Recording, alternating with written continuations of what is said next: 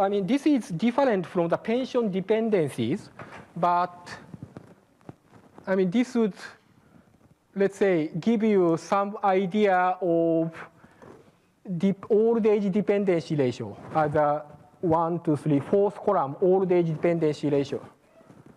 In 2007, this is just Asia. Sorry, I should have prepared for Africa because there are so many persons from Africa. Sorry for having no time. If you see, I mean, for example, in Asia, well, let's say, okay, take Malaysia. I mean, because there are quite many, I mean, attending from Malaysia, it's not so much. Like 7% of the population. Well, let's say, compared to the working population from 15 to 59. But in 2050, it will become like 24.6, 25%. And worse for example, my country, Japan, where can I see? I haven't included it. No, sorry. Then Korea, let's look at Korea. Sorry for this. I should be more controlled. Sorry, I mean Korea. I mean now it's 14%. But in 2050, in 40 years, it will become 64.6%. So it means there is less than 2 persons supporting one pensioner. Or even worse, because this is talking about the population over 60 divided by population from 15 to 59. But in Korea, who would expect people around age 16, 70 work? Even now, I mean, they are maybe still studying, or going to university, high school, and so on. So the dependency ratio for future will be even worse. And in Africa, of course, it's much better. You have still quite young ones. But I mean, the time will come. It's a matter of time. Time will come. If you can expand your country more than China to India, maybe you can, no problem. But I don't think so. I mean, at some point, you start to create kids in a less number on average. Yeah, so in a sense, I mean, most of your countries are in the middle of just changing demography. Wherever you are, it could be fairly 1 to 4, 1 to 10, or 1 to 2. At some point, we would expect this would stabilize, let's say, level like 1 to 2, or even lower to 1 to 2. But this will come. And so, okay, this I already explained. So, in general, you can't change the curve of the cost increase without changing the design of the scheme. For demography, important issue is maybe retirement age. And for replacement rate, unfortunately, I mean that if the country becomes a bit richer, replacement-wise, people can survive or have so-so life with lower replacement level. For example, I should be very clear. 40% of replacement level is different for your country and for European countries. 40% of European wage, of course, I mean, it's expensive there, but still I think somewhat would make people survive. But in your case, maybe 40% may not be good enough for survival. So we have to be careful about talking about replacement level. Okay. So I think I want to spend a little bit more time on this because this may illustrate somewhat. This is very caricature. I'm very maybe blamed by the actuarial society or all those kind of technical people who are promoting things are very complex and you need experts. Yes, that's true. But on the other hand side, I mean, this doesn't hamper you or prevent you from thinking about this, not just asking actuaries and those people to give you advice, but think about it. Let's say this is just caricature, but in the long run, now we call it Africa-Asia has demographic dividend. What I call demographic dividend is it's an intergenerational transfer. You have a lot of kids. Yeah? You are, say, 1 compared to your kids 10 or 1 to 4. So still there are many kids. So I mean, come on, you support me. You support me. You give me money. This is idea of intergenerational transfer. Which, I mean, so in a sense, but at some point, the time will come on average, you support yourself.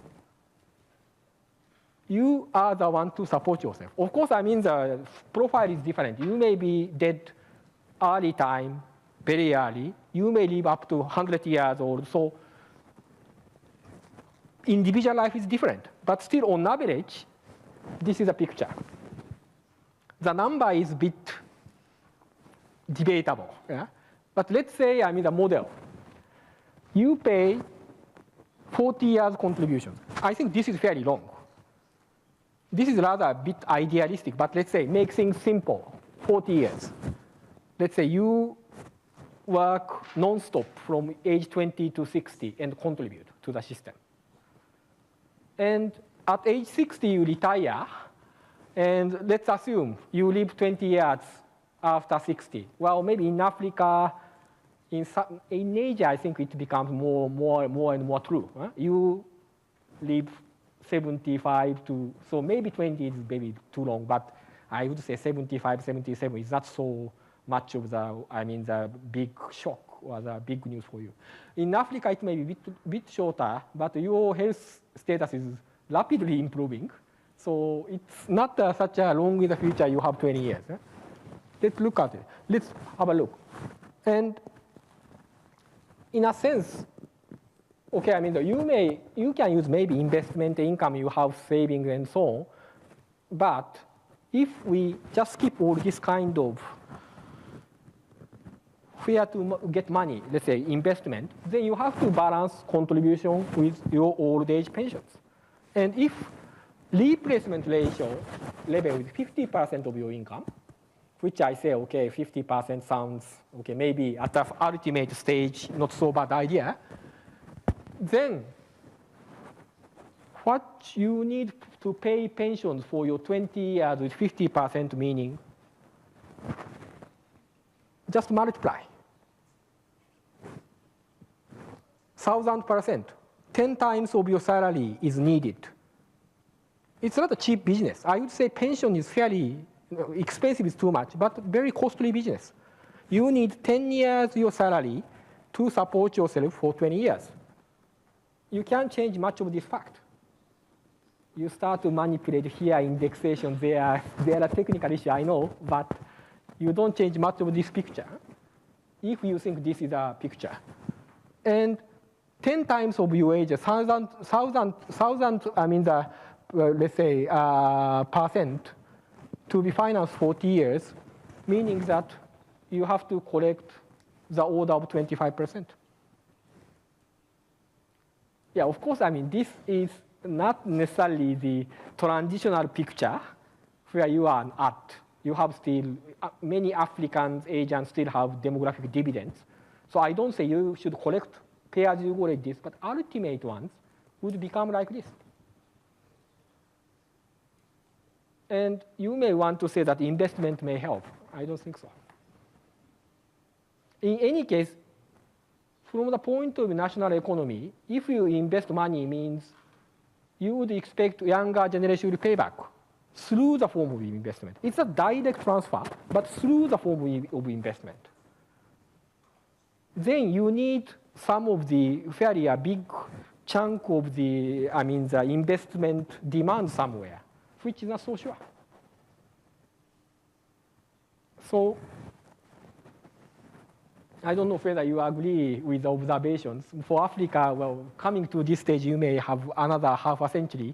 Maybe most of us are dead, so it may be your kids, grandsons, granddaughters' work, but the picture will become like this at some point. And changing this is, well, maybe there is not much of the changing of replacement rate 50%. So maybe we have to maybe end up with 40%, or 60 years may be too low. We are going to increase to 65. But at that moment, even 65, you may live longer, 20 years. So not easy solutions. I would say not easy solutions. This is also, sorry, for age years, but life expectancy at age 65 in 2050, many of the Asian countries become really 17 to 20 to 23 years. So even if you increase your retirement pushed up to 65, you have still not easy time. But that's how it is. I mean, you have to be happy that you live longer, up to age 90 and so on. But of course, there should be some arrangements.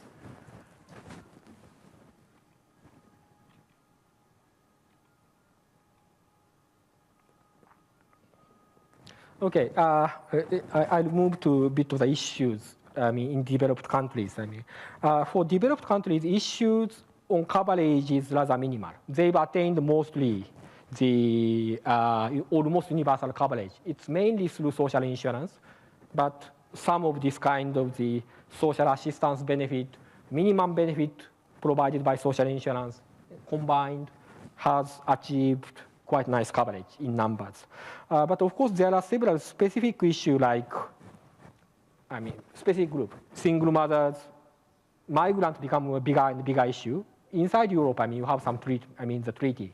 But if you go outside inside Europe, then you may get in trouble. Sometimes you have treaty with US, Japan, Canada, but sometimes you don't have it. And some workers cannot work like 40 years, 30, 40 years constant.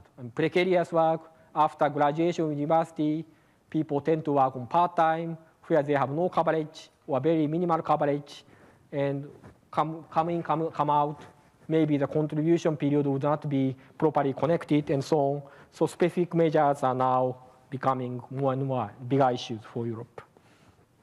Adequacy. Now benefits provide quite a pivotal role in alleviation of old age poverty, and well, let's say I would say fair. Not so bad now, it's achieved.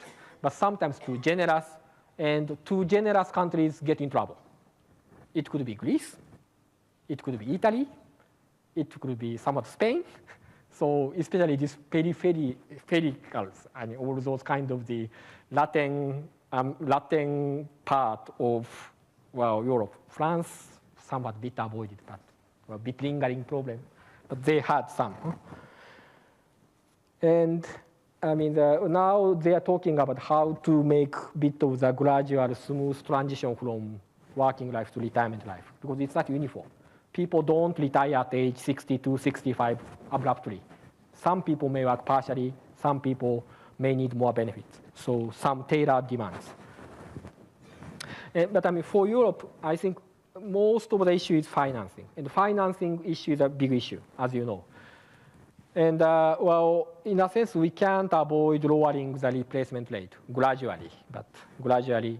And sometimes be stingy on indexation, adjustment of benefits, which is not necessarily ideal, but there are still quite a lot of countries which moved to adjustment benefit in line with price, not in line with average wage. And I think the ultimate solution is working longer. And many who really understand the issues is not talking about DBDC or all these issues. What we are talking now is how we can work longer in developed countries context. Not manipulating financing system, but how really we can work longer. If we really healthy, we are happy and work until we die, we don't need pensions. Yeah, this is a bit too much of the talking, but we are really serious. This is maybe the only way we can get out of the problem or solve at least partially the problem.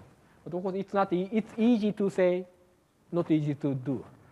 First, we are not sure we are really fit. Second, even if we are fit, where can we work? Now you look at the youngsters all unemployed. Are we competing youngsters for smaller number of employment places? So it's not easy. But I think we have to think about work longer anyway. We can't just work 30 years and get 30 years pensions. That's impossible. If we have 20 years education period or 25 years education period, only working 30 years and 30 years pensions, no system cannot survive. It's only in a science fiction story where robots do everything. Robot will do cooking, robot will make cars, robot will serve us. Then you can be idle, but you can't. So this is the issue. And now moderate economic growth or zero growth or very slow growth. I mean, so we need higher labor force participation rate at some point. It's not only elderly, but for women. I mean, but of course, whether we can create, or we have a wider employment is a bigger issue. Maybe I can't answer all this question how we can create employment, but working longer or creating employment becomes bigger and bigger issue. We don't know answers, so this is a difficult issue. And contribution rate, we increase gradual, but in developed countries, we may feel a bit of a pinch. So in many countries, they feel that they can't increase very substantially the contribution rate. So this is rather difficult. And NDC, well,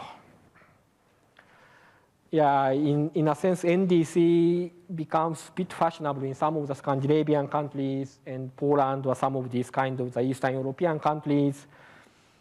But there is a bit of the issue because NDC means you have your notional money in your account. If you have longer and longer life expectancy, the division factor becomes bigger, means your pension automatically gradually sinking. And some are okay, but you can't forever continue this. No? You can't. So I mean, there is an issue. And for DC, I mean, we know that investment issue is huge. Anyway, investment uncertainty, good time, bad time. So we don't expect the DC to play a pivotal or central role on poverty alleviation or providing basic income security. Supplementary, okay, we may stand with some risks. I mean, that's standard, but we don't think this will play a pivotal role for changing the world. While I mean the developing countries where most of you belong to, coverage is a focus. This is difficult. It's not easy, but many of your schemes are far from the universal coverage or substantial coverage. And of course, I mean, I know your efforts on this, on the continuous work, on the extension of contributory scheme, but maybe all the problems cannot be solved just by standard expansion of insurance schemes. So you may need maybe additional mechanism, which may include non-contributory tax-based pensions. Of course, I mean, this is a big jump politically. So, but I mean, you may have a chance because old age people in your countries is still a small segment. So it doesn't cost much. Of course, from the point of view of the welfare of the population, of course, you spend less. Of course, say, impact is less because you are just providing something to old age people. But you still can do something significant with rather small money if you target it old age. Benefit adequacy, not well monitored. Some success, some uncertainty. And for social insurance, in not all, but in some countries, too generous, especially for the schemes for civil servants and military. And I'm making a quite, let's say, this bit of the controversial statement because you are expecting as nice government official to have nice pensions after retirement. But at some point, this should be gradually rationalized. You can't just expect government officials to have nice pensions forever. And retirement age, still some efforts, but still too low. Life expectancy is fairly prolonged in many of the developing countries, but as retirement age increase is so difficult, not much of the efforts done. And I mean, saving schemes. I mean, if we can convert it partially to the DB, I would rather like it. But even if you don't convert it, for saving scheme, please think about how to, say, make this into annual payment, annuitizations. I mean, lump sum is a very problematic form. If you give lump sum, I know that what people do. People buy cars. People buy houses. A lot of relatives comes to you to ask for your money.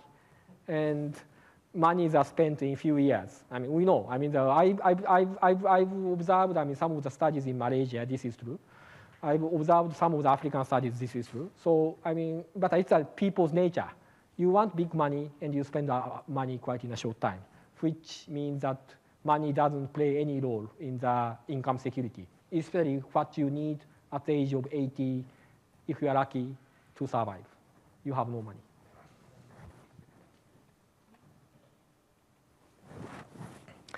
Financing issue, a sustainability issue is not such an issue still, because you have demographic dividends. Still, you have youngsters to support you. But in the middle or long term, you will face challenges. Especially, I mean, the scheme is quite generous and low retirement age. And especially Asia, I mean, your aging speed is so fast. As a Japanese, I face all this rapid aging. Korea even faster. And I don't know what will happen, especially to Thailand or Vietnam, where the demography is so rapidly changing.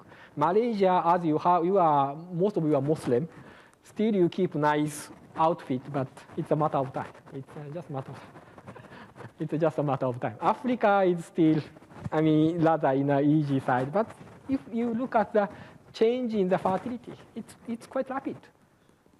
Some of you still have the TFR like 5 or 6, but in some countries falling down to 4, 3, quite rapidly. And of course, I mean, we need, those kind of reforms on the proper actuarial studies and learning experience of the developed countries in general. For recent trends, okay, I'll try to be brief. Universal pensions becomes a bit fashionable. I think you have still room to introduce it. It's a big political effort, but for many African countries, it's not so expensive. For even Asian countries, still you have a room. And if demography changes, you have smaller and smaller chance to introduce, because politicians say, hey, this is a huge cost. We can't do that. So if you introduce, you will face a problem in the future, but you have quite a benefits. And automatic change becomes a bit fashionable nowadays in European states, developed countries. Automatic means, I mean, some of the adjustment is automatically reduced. You would expect CPI increase of your pensions or salary increase of your pensions, but because of the financing or demography, it could be reduced. Well, I don't necessarily go into details, but I mean, many countries are doing this, and there are quite a huge debate on this. On one hand, this is good, because if you leave everything to politicians, they don't do anything. But on the other hand side, if benefit is reduced automatically to some level which you can't stand, there is a problem.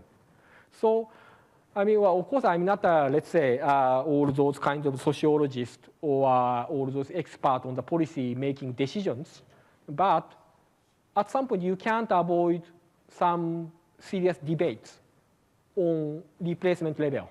This should be reduced, but there should be some limit. And unfortunately, automatic doesn't help in where you come to really critical stage, where you have to really agree on. Even if you are unhappy, if there is a consensus, you have to move ahead. And